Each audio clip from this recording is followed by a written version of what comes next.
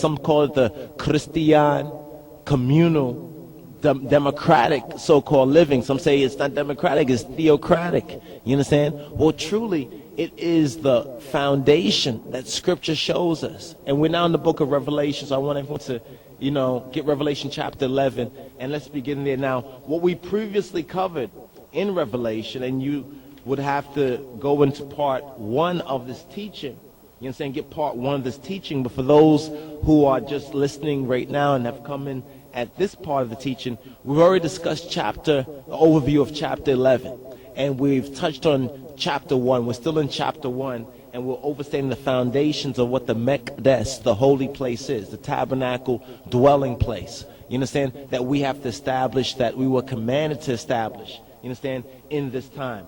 And we were speaking about how the tabernacle was considered, and is to be considered as the tent, the dinquan, you understand, of Negus Neges, of the King of Kings, as that portable tent tabernacle designed to contain the sacred ark, the Ark of the Covenant, Tabote Tzion, the Tabote Kidan.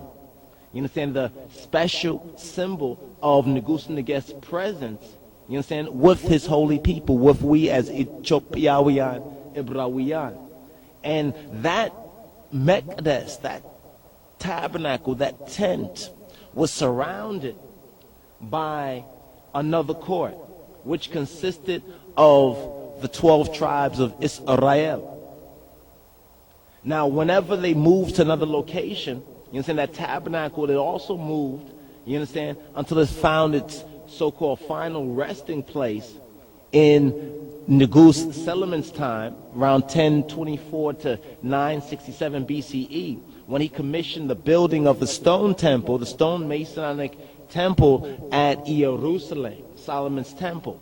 Now, Nabi Noah in 2970 to 2020 BCE was also commanded to build an ark, a tabernacle, which was the boat. You understand? Because the people of that time, they strayed far, far, far from the Tawahidah.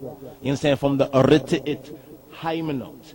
You understand? And they laid it down. They put aside the laws, the commandments of Negus Neges, of the King of Kings, of Ikziabihir, of the sustainer of the firstborn chosen nation, Lotu Sapat.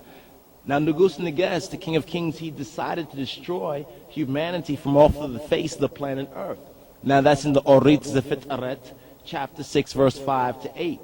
Now, the prophet Noah, or Nabi Noah, he tried to reason with his people of their transgression and impending danger, the adaga of annihilation. He tried to reason with them of saving themselves from annihilation. Negargin. However, on the other hand, his warnings fell on deaf ears, and he was ridiculed and scorned. Now, as it was as it was in the beginning, so shall it be b'mecharesha. You understand? Where in Mateos Wengel, in Mateos Good News, chapter 24, verse 37 to 39, shows you that Yeshua HaMoshiach used that same example of Noah to say that that's what will be happening in the last days. It was all part of the Tinbit. This is all part of the Tinbit, and it shall be as the days of Nabi Noah, when the Alam Macharesha will be near. And just like Nabi Noah, all those who don't get into the ark will perish. You understand? Because they will not be counted with the tzaddikan, with the righteous. Now, Revelation 21 and 2, it shows that foundation. So we are continuing the reasoning on Hebron and revealing and showing that Yehuda Moa Anbesa, Mahibir, is the tabernacle of the Most High. And we're calling the lost sheep to come out of Egypt, calling our, sons and daughters, calling the sons and daughters, children of His Majesty, to come out of the spiritual Egypt, the spiritual confusion. You understand? Before it's too late. So now, in continuing the reasoning, so we touched already on the Beter in part 1, and the Mekdes, and the Tabot, and the Dinquan. Now we're going to move forward to the Mahibir to reason a little more on the Mahibir and the Hebron Hebrew principles, which is the foundation, and how it's necessary, you understand, for us to come together, you understand, as one community, because there's no way that one can fully perform their duties or even know their true identity, you understand, as an Ethiopian-Hebrawian, and not live in a community, a mahibir, the Hebron, built on these foundations, or built on our divine heritage. You know, how can you live up to your proper, you understand, your proper Ethiopian, Hebrawian, your Ethiopian Hebrew, Sim, your Shem, your name, you understand, as a servant of Negus Neges, as a servant of God, you understand, as an Abdiyu, as a servant of Yah, and still dwell among the Ahzab, and still dwell among the Goyim, the Gentiles, those who don't live after the Salamawi Menged, after the peaceful way, after the proper way, after Tawahido, after the Arit'it Haymanot. Now our Mahibir, the Yehuda Moan Besa Mahibir, the Ethiopian Hebrawian community, is that prescribed way of life of Negus Negest. If ones would recall, read, and study the Orit Ze'at, the Torah of the coming out, the book of Exodus, the 33rd chapter. Now there it speaks about the Dinquan, the tabernacle of Le'ul, of the Most High, the sovereign prince. There it speaks about the Mekades, the Dinquan, and we are that very Dinquan, that tabernacle. The same tabernacle that the children of Israel, the Dakika Israel, were commanded to form. You understand? So we are seeking to inform ones, you understand? So those who seek to gain that discipline, discipleship, can then build and create that righteous, holy environment and save themselves from annihilation. Now, Orit Sa'at Mi'raf Salasa Source, chapter 33, verses 7 to 8. Study that and study the whole chapter. You understand, to get a better foundation of why tabernacling is very important. It was to fulfill the word of Isaiah chapter 56, which says that we are the repairers of the breach. You understand? The restorers of the paths to tabernacling, the paths to dwelling. Now, Mashiach Yeshua HaMoshiach, Jesus Christos, who you falsely call Jesus, you understand? He also lived in a mahibir. He lived in a community, in a society.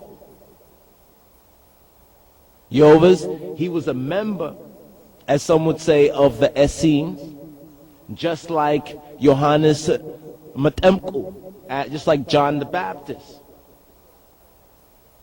Now, he also formed, based on those fundamental principles, the true Nazarawiyan, the true Nazarene way. You understand? The purified way. You understand? But he was a member of that, you could say, Yehuda community. You see him speaking to the Pharisees, the Zealots, the different ones, teaching them and explaining to them their teaching and where things. So he was a part of that community, just like I and I are part of the Rastafari community. You understand? But when one's asks us, are we Bengi, are we Bobo, are we 12 tribes? We are Yehuda, Moa, Anbesa, Mahibir. You understand? We are the Lion of Judah society. You understand? The society of His Majesty. You understand? In His Christ. You understand? We are those Salamawi, those peaceful ones. You understand? And ones have to stop playing games. Basically, stop playing games with the children and the children, the lijoch. Stop playing games with their children and their children's lives. You understand? Because they are the future. You understand? The children, as Scripture says, is the heritage of the Lord, if you please, is the heritage of Negus Neges, the heritage of Exeabihir, of Yahweh, Lotu Sapat. So, what sort of excuse are you going to have to the King of Kings when you're not found in that tzadikan mahibir, in that righteous community?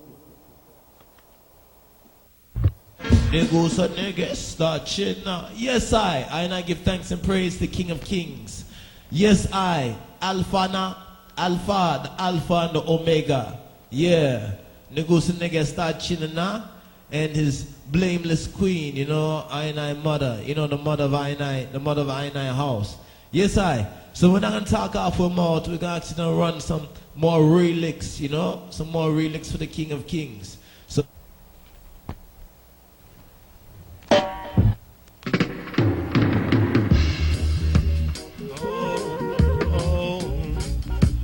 Baba Janoi, Baba Bani, Tigis the Sitanian, Tigis Sitanian, Tigis the Sitan, Tigis Sitanian, Tigis in the lips, lip sound.